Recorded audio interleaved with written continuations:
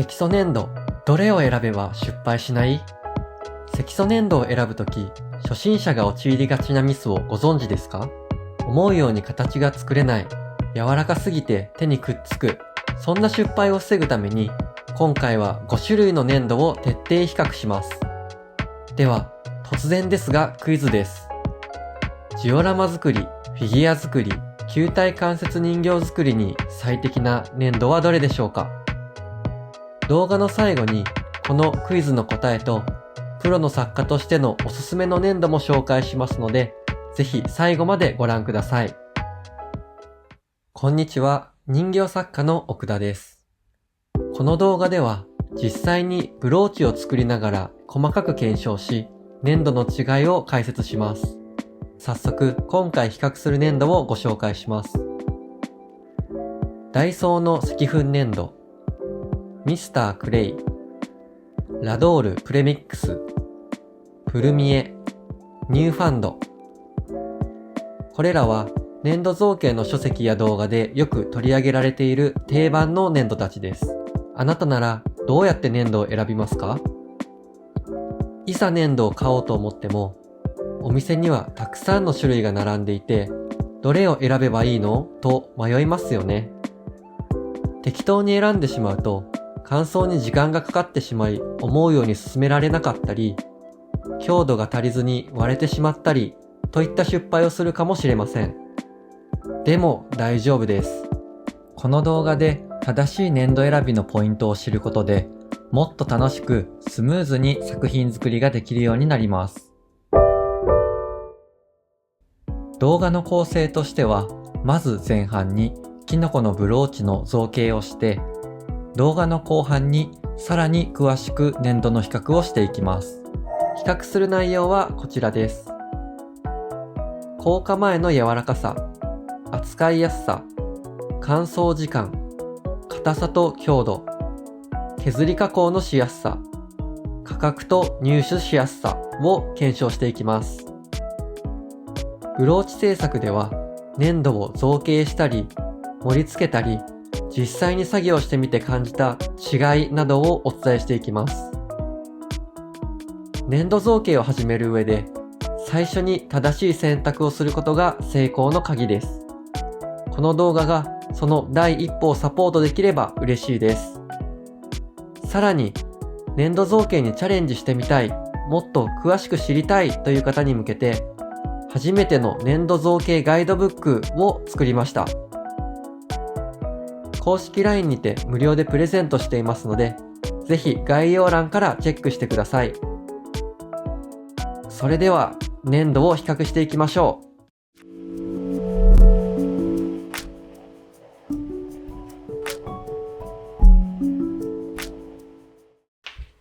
それではキノコのブローチを作っていきましょう。まずは造形のベースになる形を切り出します。今回は厚紙でキノコの型を自作しました。ダイソーの石粉粘土はベタつかず切りやすいので作業が快適でした。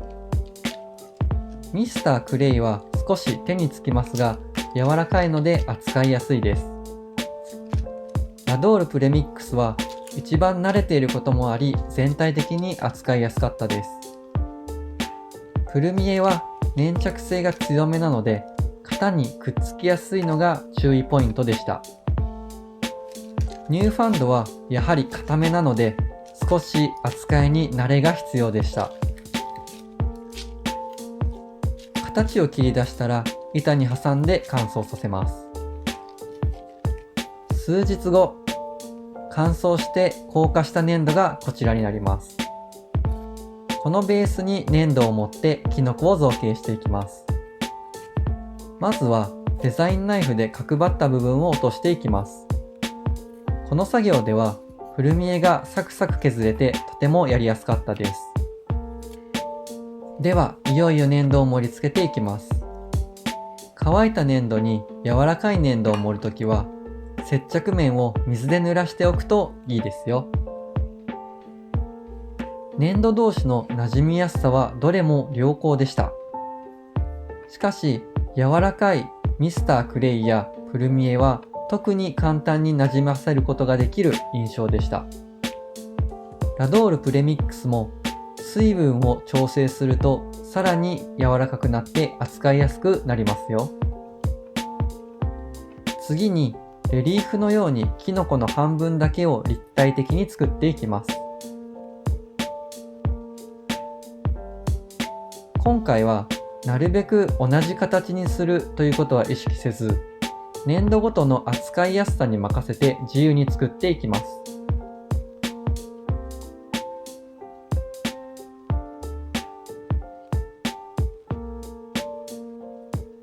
次はスパチュラを使ってキノコの傘の内側にあるひだを作ります。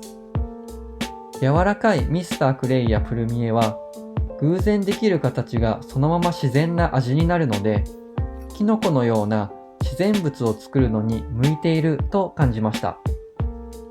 一方、ラドールプレミックスは適度な硬さがあるので狙った形を作りやすいですね。ニューファンドも硬いのでじっくりと造形するのに向いています。ただ、硬さがある分、盛った粘土の量を微調整するのが少し難しかったです。その結果、ニューファンドで作ったキノコが少しだけ大きくなりました。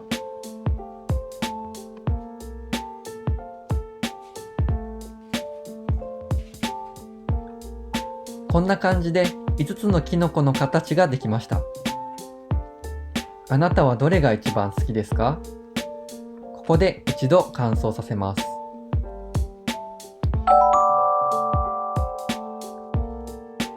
乾燥したら仕上げとしてキノコの傘の下につけるひらひらのパーツを作っていきます。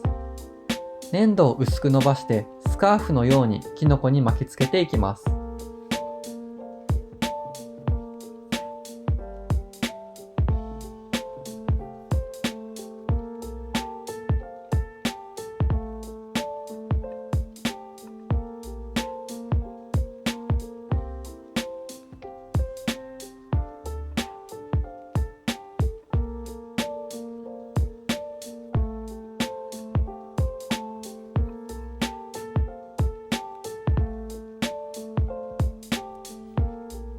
ここで面白かったのは薄いパーツを作る時の粘土の違いです。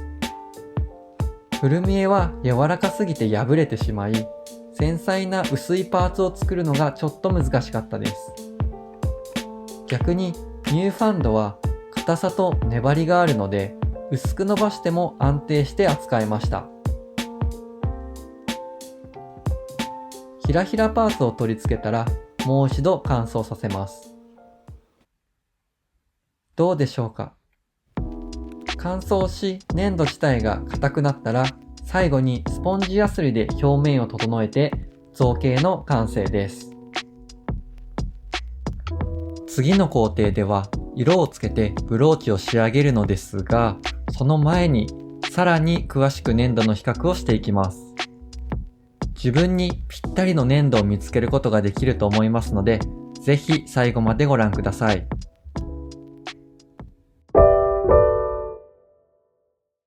さて、まずは粘土の柔らかさを検証していきます。開封した粘土を少量取り出して手でしっかりとこねて丸めたり伸ばしたりしながらそれぞれの特徴を確認していきましょう。まずダイソーの石粉粘土です。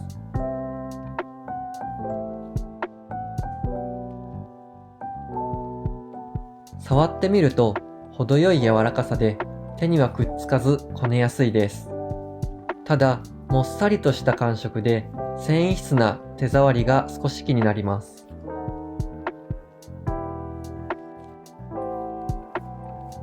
仕上がりは表面をしっかり指で整えないと若干粗さが目立つかもしれません。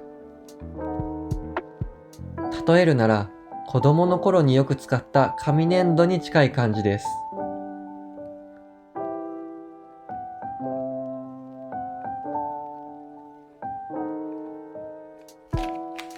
次にミスタークレイを見ていきましょう。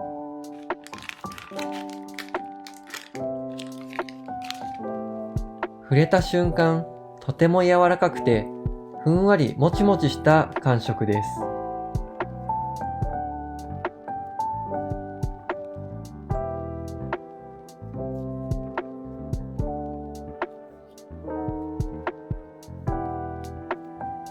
表面が自然に整うので、繊維感はほとんど気になりません。丸めるだけで綺麗な形が作れますが、柔らかすぎるため、手に少しだけくっつくことがあります。感触としてはパン生地に似ていますね。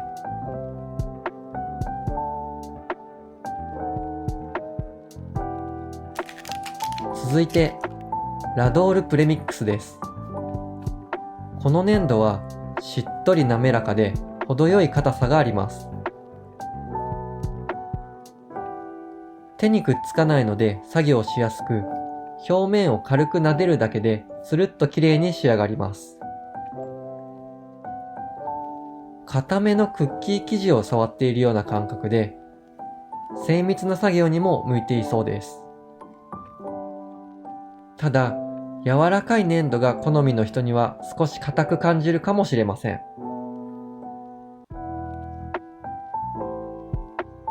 次は古見えを試してみます。この粘土は非常に柔らかく、ねっとりした滑らかさが特徴です。手にくっつきやすいのが少し気になりますが、きめが細かいので表面は綺麗に整います。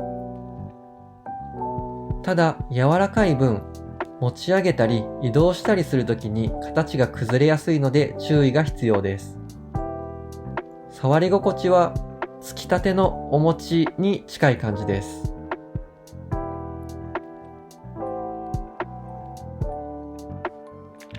最後にニューファンドです。この粘土は他のものよりも硬く、最初のこね作業が少し大変です。どっしりとした質感があり、表面を滑らかにするには少量の水が必要です。ただ、その硬さのおかげできめが細かく、しっかりとした形に仕上がります。例えるなら、食べ始めのチューインガムのような感触があります。硬さに慣れるまで少し時間がかかるかもしれません。ここまでをまとめると、柔らかさのランキングは古見えが最も柔らかく、次いでミスタークレイ、ダイソー石粉粘土、ラドール、そしてニューファンドの順になります。柔らかい粘土はスパチュラや道具を使う際に繊細なコントロールが必要ですが、その一方で硬めの粘土は形を保ちやすく精密な造形に向いています。硬さに関しては人それぞれ好みや使いやすさがあると思いますので、まずは触ってみることをお勧めします。さて次は扱いやすさについて検証していきます。柔らかさと扱いやすさの違いにも注目してください。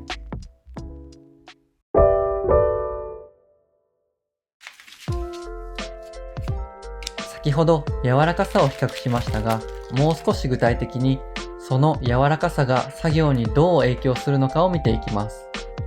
検証方法として粘土を薄く伸ばして100円ショップで買ったクッキー型を使って切り抜いてみます。それではそれぞれの粘土の特徴を見ていきましょう。ダイソー石粉粘土。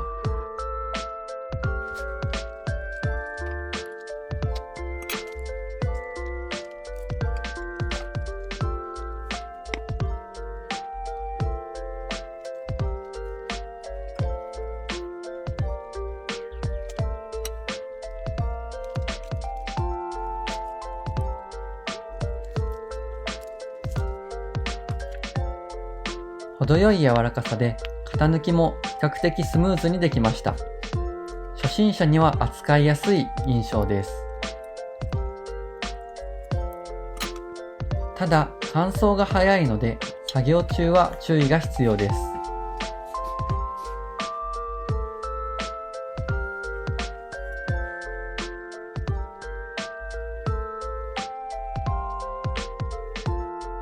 ミスタークレイ。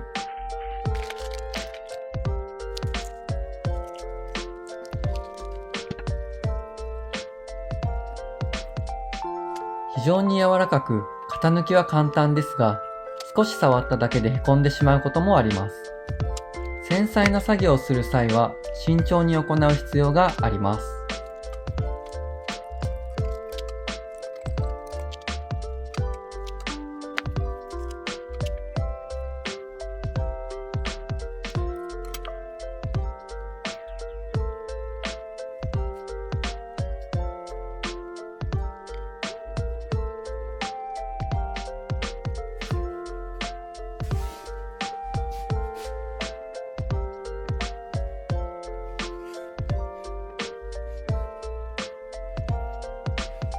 ラドール。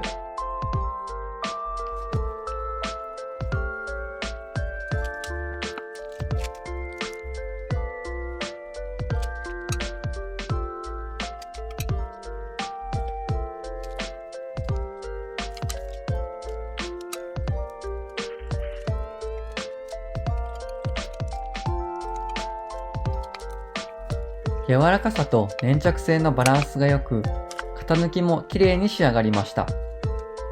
初心者からプロまで幅広く使える万能タイプだと思います。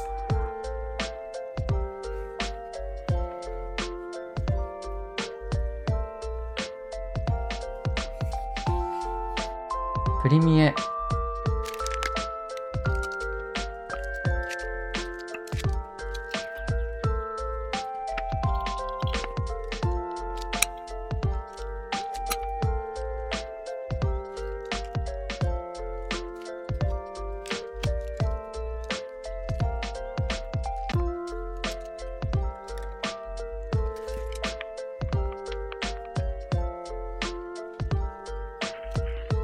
粘着性が強いため、型から外すときに少し苦労することがありました。また、移動時に形が崩れやすいので、丁寧な扱いが求められます。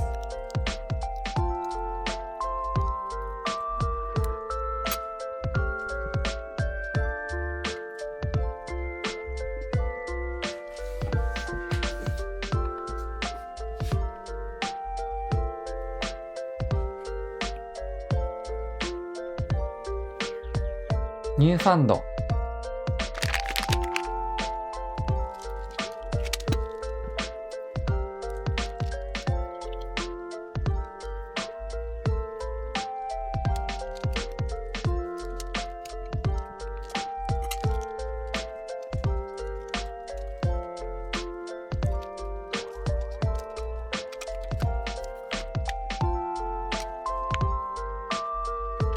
他と比べると硬い粘土で、型抜きにはやや力が必要です。ただ、仕上がりはとっても安定しており、移動中に崩れる心配が少ないのが魅力です。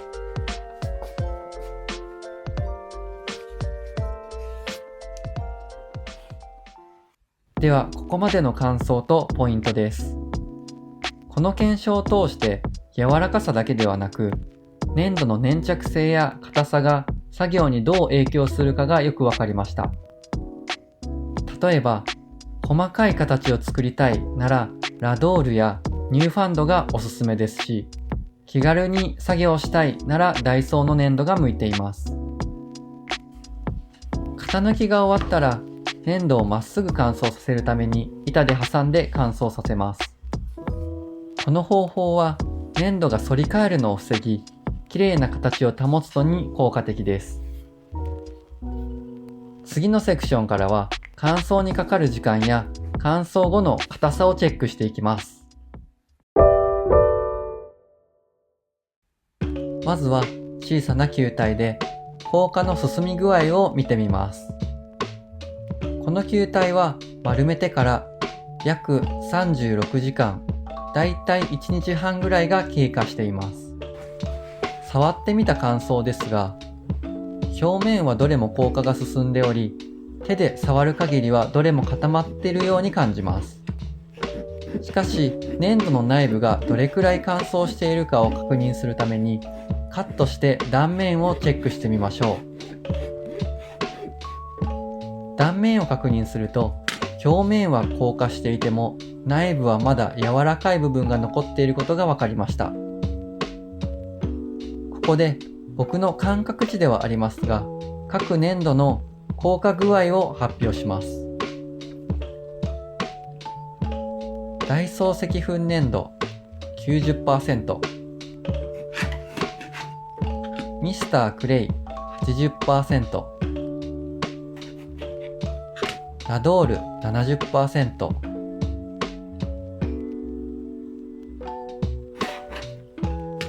プルミエ 80%、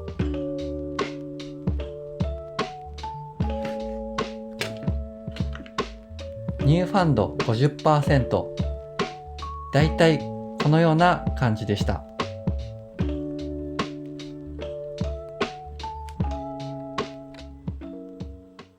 ここでの結果とポイントは、ダイソー、ミスタークレイ、ラドール、プルミエは 70% から 90% ほど硬化が進んでおり、表面はヤスリがけや軽い加工が可能な状態になっていました。一方、ニューファンドは内部の柔らかい部分が多く、作業を始めるにはもう少し時間が必要そうです。この乾燥時間が意外と重要で、硬化に時間がかかる粘土を使うと、次の作業までの待ち時間が長くなるため、作業効率に大きく影響します。特に短時間で仕上げたい作品の場合、粘土の硬化スピードは選ぶ際の重要なポイントになるので、ぜひ参考にしてみてください。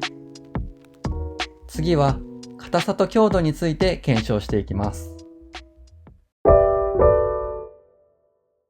ここでは乾燥した粘土の硬さや強度を比較してみます。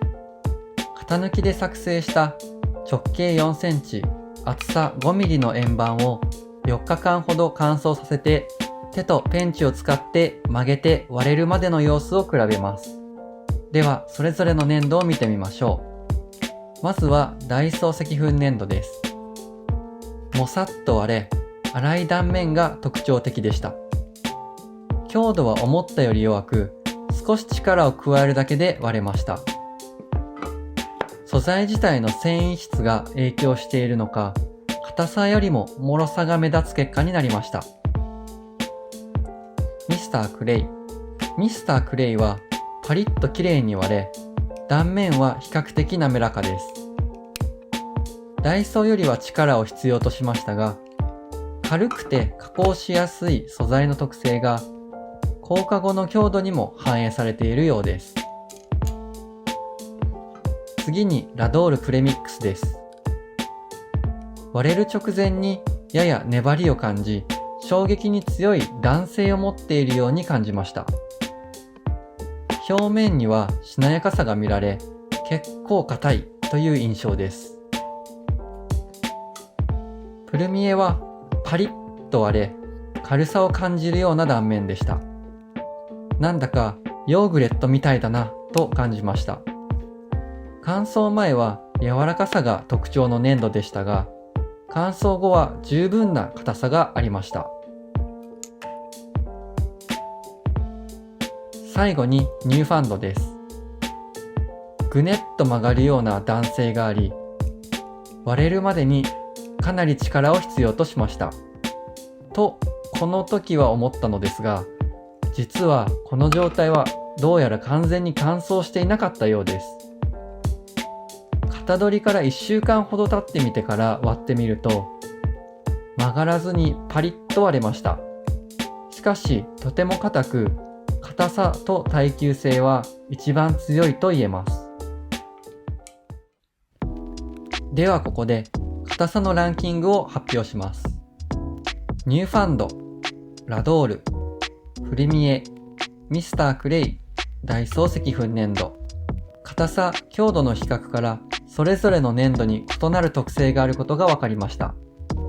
ニューファンドは硬さだけではなく、優れた弾性と耐久性を備えており、強度を重視する用途に適しています。一方で、製造元であるパジコさんの情報だと、プルミエはラドールより硬いとなっていますが、個人的には同じか若干ラドールの方が強度があるように感じました。ダイソーの石粉粘土は手軽さが魅力ですが、強度にも限界があるため、繊細な作品や強さが必要な作品には不向きと言えるでしょう。次は彫刻のしやすさについて比較します。硬さが異なる粘土は彫刻刀の入り方や細部の表現のしやすさにも大きく影響します。今回は2種類の太さの彫刻刀を使い、それぞれの粘土に溝を彫りながら彫刻のしやすさを比較しました。彫刻中の力加減や断面の仕上がりなどに注目してお伝えします。それでは一つずつ粘土を見ていきましょう。まずはダイソーの石粉粘土です。彫刻の感触はもっさりとした感触で、彫刻刀があまり滑らかには進まない印象でした。断面の仕上がりはボソボソと粗く、繊細な線を出すのには苦労しそうです。細かい彫刻には不向きで、ざっくりとした形を作る用途に向いているかもしれません。次にミスタークレイです。感触は軽い力でサクサク彫刻でき、彫り進めやすいです。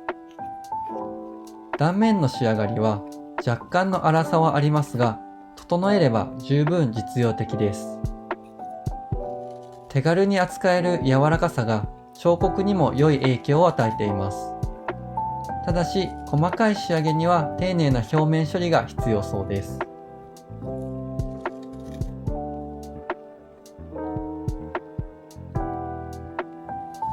次にラドールプレミックスです。こちらは程よい硬さで力をかけすぎることなく安定した彫刻が可能です。断面の仕上がりは滑らかで綺麗に仕上がり、彫刻刀の動きに素直に反応する感じでした。彫刻のしやすさと仕上がりのバランスが良く、安定した作業が可能だなと思いました。次にプルミエです。プルミエは軽い力で彫刻でき、スムーズな作業感があります。断面の仕上がりも滑らかで、細かい線も綺麗に出ます。粘土の軽さが彫刻のしやすさにつながっており、初心者でも扱いやすいと感じました。最後はニューファンドです。彫刻の感触は硬く力が必要ですが、粘土自体がしっかりしているため安定感があります。断面の仕上がりは非常に綺麗で、細かいディティールを出すのにも最適そうです。硬さがデメリットに感じる場面もありますが、その分完成度の高い仕上がりが得られます。それでは彫刻のしやすさもランキングにしてみました。結果はこちらです。最も彫りやすかったのはプルミエ。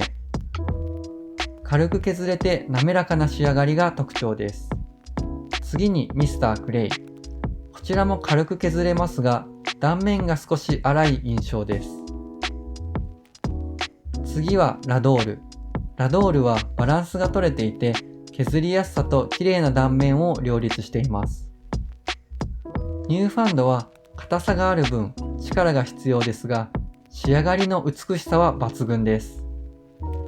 最後にダイソーの石粉粘土。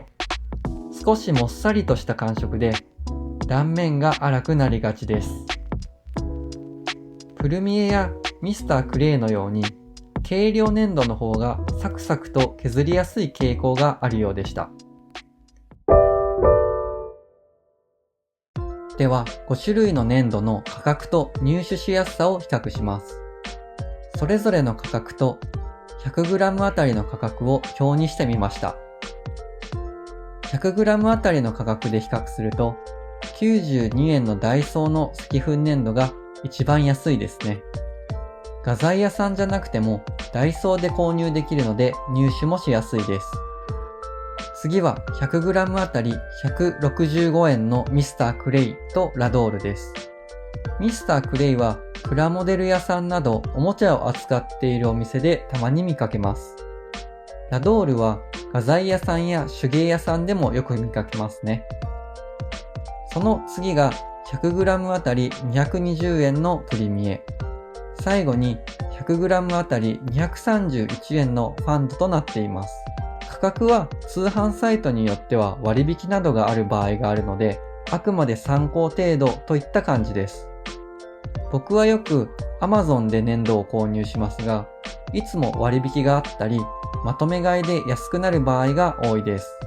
ちなみに Amazon ではこの動画を作成している時にラドールが粘土カテゴリーでベストセラー1位になっていました。こうして見ると一番安いのはダイソーの粘土ですが、ネットショッピングをよく利用する人にとっては他の粘土の方が買いやすい場合もありますね。では次は動画の前半で制作したブローチを仕上げていきます。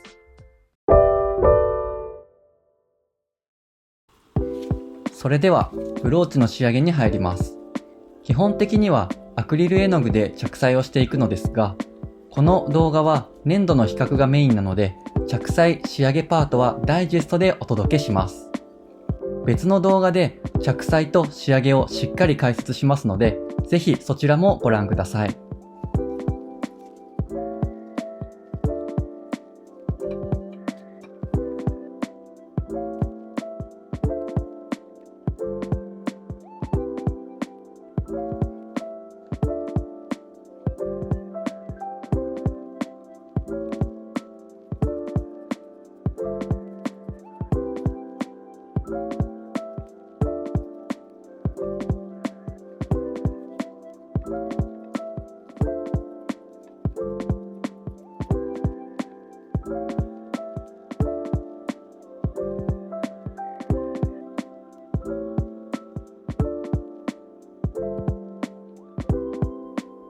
こうしてついにブローチが完成しました。